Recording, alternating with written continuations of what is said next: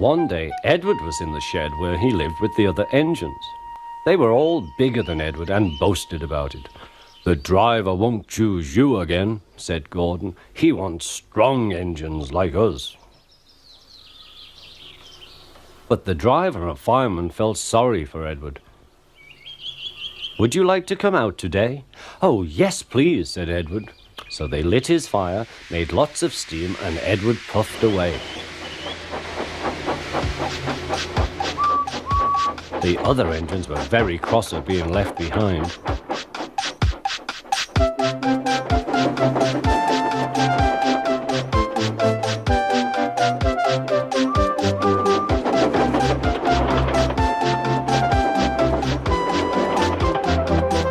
Edward worked hard all day.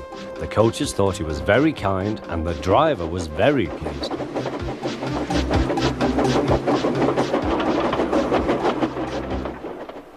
"I'm going out again tomorrow," Edward told the other engines that night. "What do you think of that?"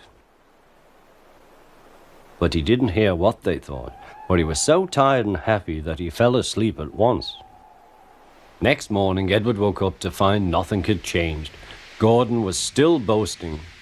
"You watch me, little Edward, as I rush through with the express. That will be a splendid sight for you. Goodbye, little Edward. Look out for me this afternoon."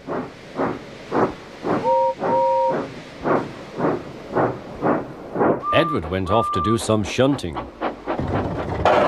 Edward liked shunting. It was fun playing with trucks.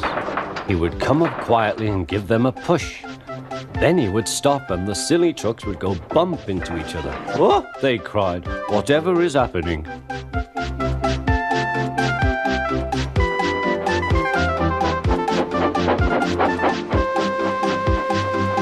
Edward played till there were no more trucks.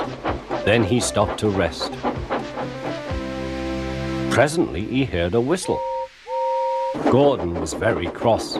Instead of nice shining coaches, he was pulling a lot of very dirty trucks. "A goods train, a goods train, a goods train," he grumbled. "The shame of it, the shame of it, oh, the shame of it."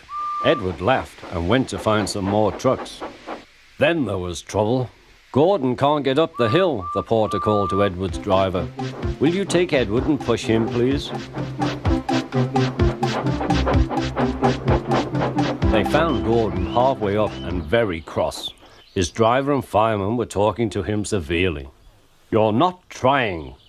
"I can't do it," said Gordon. "The noisy trucks hold an engine back so." Edward's driver came up.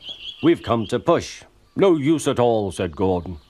"You wait and see," replied Edward's driver. They brought the train back to the bottom of the hill.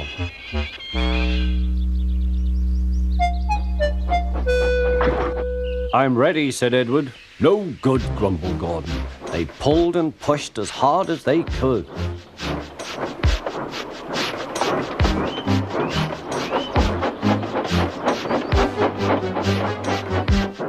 "I can't do it, I can't do it, I can't do it," puffed Gordon.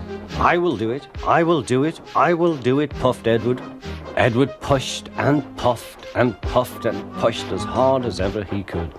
And almost before he realized it, Gordon found himself at the top of the hill.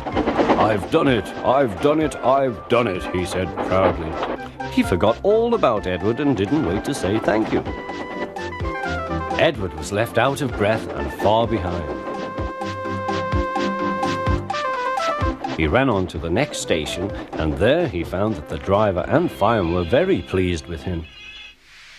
The fireman gave him a nice long drink, and the driver said, "I'll get out my paint tomorrow and give you a beautiful coat of blue with red stripes. Then you'll be the smartest engine in the shed."